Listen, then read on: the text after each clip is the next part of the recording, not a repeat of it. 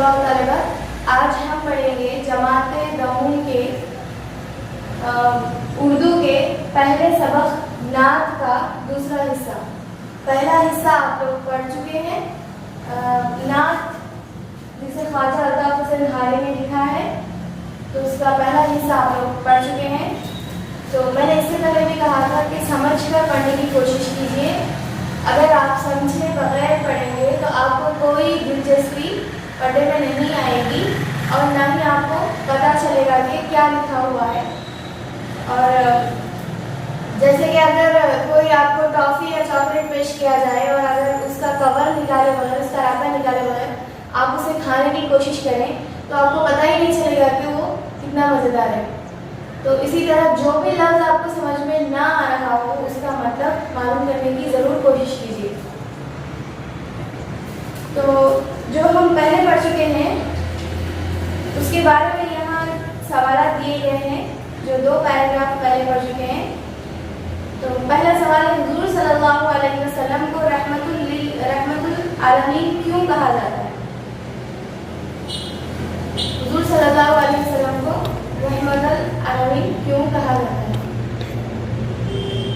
تو جیسا کہ پتا ہے آپ کو کہ اللہ تعالیٰ نے قرآن میں خود فرمایا ہے آپ صلی اللہ علیہ وسلم کو رحمت العالمین، اور آپ صلی اللہ علیہ وسلم کی تعلیمات سراسر رحمت ہے، پوری کائنات کے لیے، پوری انسانیت کے لیے رحمت ہے، اور آپ صلی اللہ علیہ وسلم نے خود اس کا عملی نمونہ پیش کر کے ہمیں بتایا۔ جیسا کہ آپ کے سبق کے ابتدائی ہمیں پیج نمبر 3 پہ ابتدائیہ ہے آپ کا، اسی میں ایک واقعہ ہے طائف کا، جس میں آپ صلی اللہ علیہ وسلم نے طائف والوں کے ساتھ رحمت کا معاملہ فرمایا۔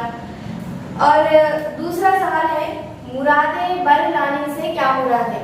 جیسا کہ میں نے پہلے بھی کہا تھا کہ مرادیں بر لانا ایک محاورہ ہے اور اس کا مطلب ہے مرادیں پوری کرنا، خواہشیں پوری کرنا۔ تیسرا سوال ہے، آپ کن باتوں کو کب اور کیوں درگزر کرتے ہیں؟ درگزر کرنا یعنی معاف کر دینا، یعنی جو باتیں آپ کو بری لگی ہوں کسی اور کی، جو آپ کے دل کو تکلیف پہنچانے والی باتیں ہیں، ان باتوں پر آپ ان کو دینا، آپ جو ہے ان کی طرف سے دل کو صاف کر لینا۔ یہ آپ صلی اللہ علیہ وسلم نے جیسا فرمایا ہے کہ درگزر کیا کرو، تو اس تعلیم کے پیش نظر اگر کوئی آپ کو تکلیف پہنچا رہا ہے، اگر کوئی آپ کو ایذا پہنچا رہا ہے تو آپ اس کو معاف کر دیں۔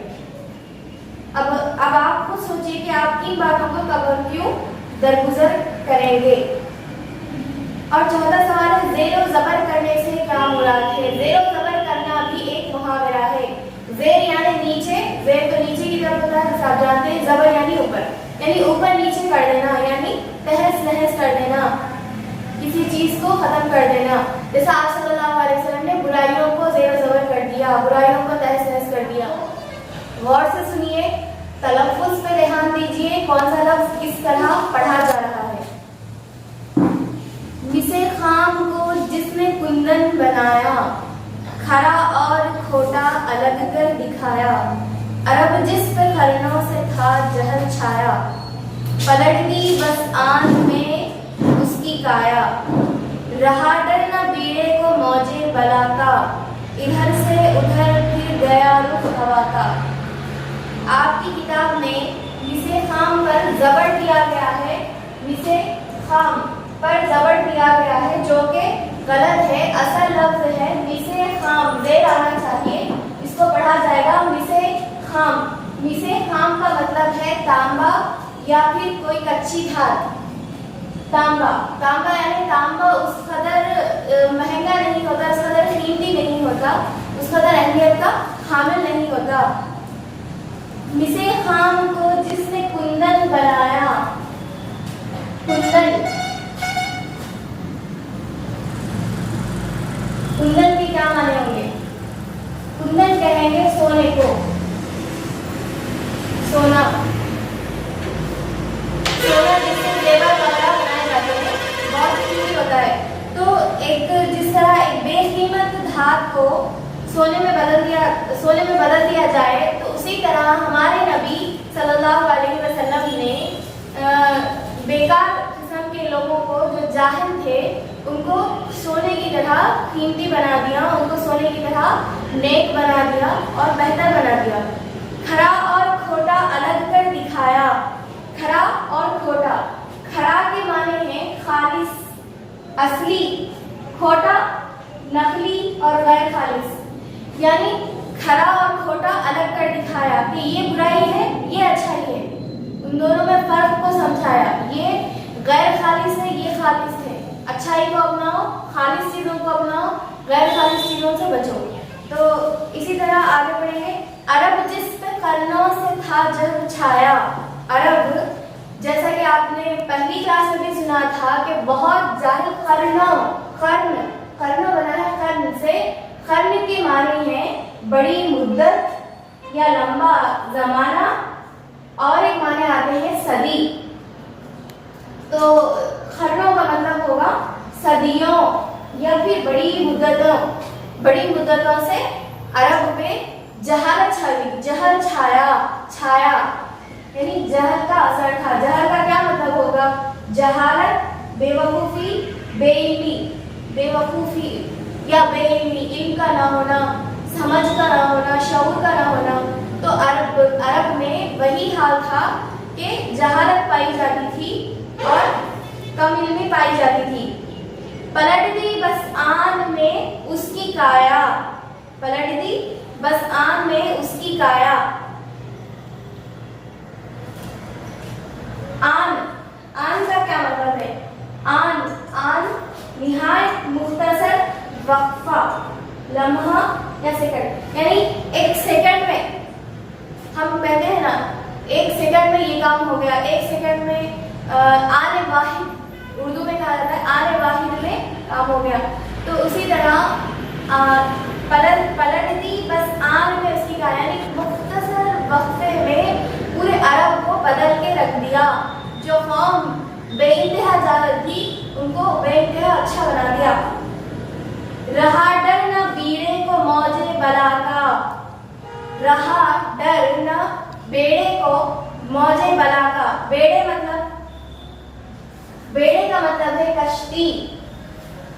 यानी जब कश्ती पानी में होती है, समंदर में होती है, तो एक बड़ी मौज अगर आ जाए, सरकश मौज अगर आ जाए, तो वो कश्ती उसमें गर्क हो जाती है, वो मौज कश्ती को गर्क कर देती है।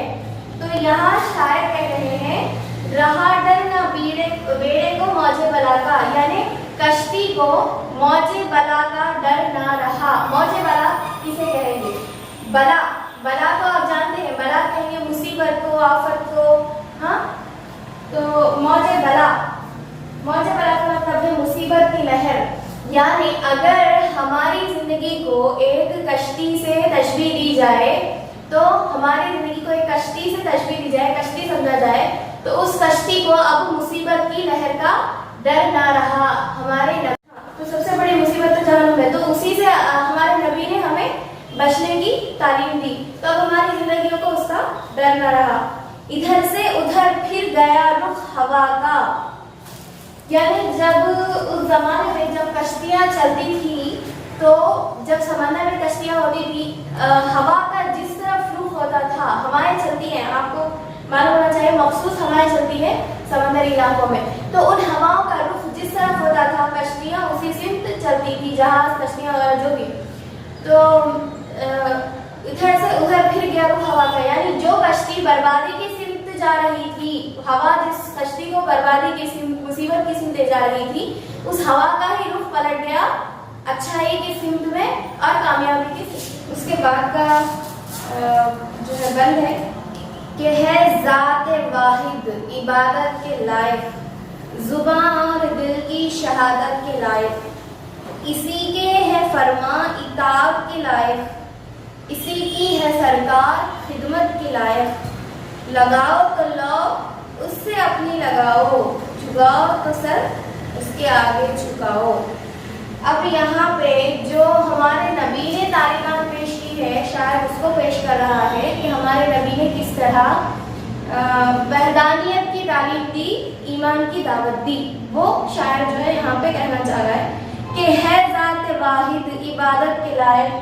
अरब कई बुतों की इबादत करते थे, कई खुदाओं को पूजते थे, कई बुतों को खुदा मान के पूजते थे। तो हमारे नबी ने क्या तालीम दी कि है ज़ात वाहिद इबादत के लायक। ज़ात वाहिद का मतलब है तन्हा ज़ात, अकेली ज़ात। वाहिद अल्लाह ताला की सिफत है, अल्लाह ताला की सिफत है। जिस तरह अहद है अल्लाह ताला, उसी तरह वाहिद है यानी अकेला है, एक ही खुदा है, उसके अलावा कोई और खुदा नहीं है। तो हमारे नबी ने तालीम दी कि वो एक ज़ात वाहिद ही इबादत के लायक है, उसी की इबादत की जा सकती है। लायक होना, काबिल होना, मुनासिब होना, यानी अल्लाह ही एक ऐसी ज़ात है जिसकी इबादत की जा सकती है, की जानी चाहिए, उसी की इबादत की जानी चाहिए। ज़ुबान और दिल की शहादत के लायक, यानी ज़ुबान और दिल से हम जो गवाही देते हैं कि अल्लाह एक है, तो उस शहादत, शहादत का मतलब है गवाही, उस शहादत के लायक भी सिर्फ अल्लाह ही है। उसी के है फरमा इताअत के लायक। फरमा यानी अहकाम, हुक्म जो अल्लाह ताला ने हुक्म अहकाम दिए हैं हमें, जो अल्लाह ताला ने हमें अहकाम दिए हैं कि ये करो, ये मत करो। जो दो नफ़ी, जो मुस्बित और मनफी दो भी अहकाम हैं, ये काम करो, ये काम मत करो, जो भी अहकाम है, तो उसी के अहकामात हमारे इताअत के लायक है। इताअत यानी फरमाबरदारी, हुक्म बजा लाना, हुक्म पूरा करना, जो अल्लाह ताला ने हमें अहकाम दिए हैं उसको पूरा करना, फरमाबरदारी करना ही इताअत है। तो उसी के, अल्लाह ताला ही के फरमा इताअत के लायक हैं, उसी की है सरकार खिदमत के लायक। हमारा ये मानना है, ईमान है कि तमाम कायनात पे, तमाम दुनिया पे अल्लाह ताला ही की हुकूमत है और उसी की वही ये एक यही हुकूमत है जो खिदमत के लायक है। तो अल्लाह ताला ने जो अहकाम दिए हैं, जो जिम्मेदारी हम पे रखी है, उसको निभाना यहाँ पे खिदमत के मानों में आएगा कि उसी की है सरकार खिदमत के लायक। लगाओ तो लाओ उससे अपनी लगाओ। लाओ लगाना, लाओ लगाना एक मुहावरा है, एक मुहावरा है लाओ लगाना, यानी शौक रखना, यानी उसी की तरफ लगाव रखना, शौक रखना, अल्लाह ताला ही की तरफ हमारा जो है हमारा शौक उसी के अहकाम को सीखने में हो, उसी की फरमाबरदारी करने में हो, हम उसी में शौक रखें। लौ लगाने का फिर मतलब होगा। झुकाओ तो सर उसके आगे झुकाओ, यानी सर किसी और के सामने झुकाना अल्लाह ताला के सिवा हराम है। तो सर कहाँ झुकाना है? अल्लाह ताला ही के सामने सजदा करना है, अल्लाह ताला ही के सामने सर झुकाना है। तो इसके बाद जो आपको इस बंद के ताल्लुक से सवालात दिए जा रहे हैं, 4 सवालात हैं, तो उसको जो है आप लोग बार बार क्लास सुनिए, उसको सवालात के जवाब देने की कोशिश कीजिए। अच्छा, यहाँ पे जो पहला बंद था उसमें खरा और खोटा अलग कर दिखाया। बस पलट दी बसान में इसकी काया। काया पलटना भी एक मुहावरा है, यानी बदल देना।